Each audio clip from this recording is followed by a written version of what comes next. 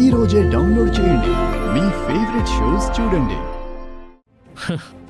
నేనేదో కట్టుకథ చెబుతున్నాను అనుకోవద్దు. అప్పట్లో ఇలాంటి సంఘటనలు చాలానే వార్తల్లో వచ్చాయి. సో బ్రతికే ఏ జీవికి ప్రాణం కంటే ఎక్కువ ఏదీ కాదు. అనవసరంగా నీ ప్రాణాన్ని ప్రమాదంలో పడేసుకోకు. నిన్ను వదిలించుకోవాలి అనుకున్న వాడి కోసం ఇంతగా తపించడం అనవసరం. నా మాట విని నిజం ఒప్పేసుకో. దొరికిన మాదక ద్రవ్యాలు నీవి కావు అని మీ ఆయన పని ఒప్పుకొని ఒక్క సంతకం పెట్టు. నిన్ను వదిలేసి మీ ఆయన్ని తీసుకొచ్చి జైల్లో పెట్టేస్తాను. లేదు సార్, ఆ మాదక ద్రవ్యాలు నావే. ఆ బిజినెస్ చేస్తుంది నేనే. ఇంత చెప్పినా నీ తలకు ఎక్కలేదా? ఎక్కింది సార్. ప్రాణం కంటే విలువైనది ఏదీ లేదని అర్థమైంది. మీరు చెప్పిన కథల్లాంటివే 1-2 కథలు నాకు కూడా తెలుసు సార్. మీరు చెప్పినంత పెద్ద కథలు కాదు, చాలా చిన్నవి.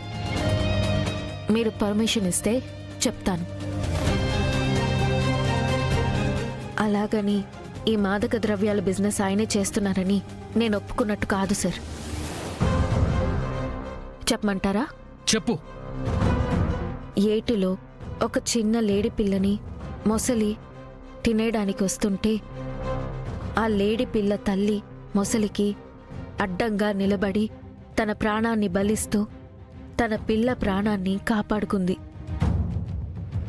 ఇది సోషల్ మీడియాలో చాలా వైరల్ అయింది సార్. వెతికితే మీకు కూడా దొరుకుతుంది.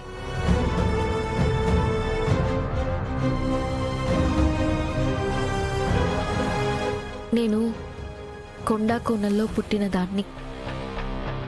చాలామంది పిల్లలు గూడెం నుంచి అడవుల్లోనే నడుస్తూ స్కూల్కి రావాలి. అలా ఒకరోజు స్కూల్ నుంచి 10 ఏళ్ల అబ్బాయి వాళ్ళ నాన్న కలిసి గూడెంకి వెళ్తున్నప్పుడు ఆ అబ్బాయి మీద ఒక పులి దాడి చేసింది. వాళ్ళ నాన్న పులితో తలపడి ఆ అబ్బాయిని పారిపోమ్మని అరిచాడు. ఆ అబ్బాయి పారిపోయాడు. వాళ్ళ నాన్నని మాత్రం పులి చంపేసింది. ఇది కూడా నిజమైన సంఘటనే సార్. మనం వార్తల్లో చదువుతూ ఉంటాం. మీరు చెప్పింది నేను చెప్పింది ప్రాణ విలువ గురించే సార్. కాకపోతే మీరు చెప్పింది జీవి లక్షణం గురించి, నేను చెప్పింది మనసు లక్షణం గురించి. అంతే సార్ తేడా. నీకు మనిషి భాషతో చెబితే అర్థం కాదని నాకు అర్థమైంది. పోలీసు భాష వాడాల్సిందే, వాడతాను. కానిస్టేబుల్స్!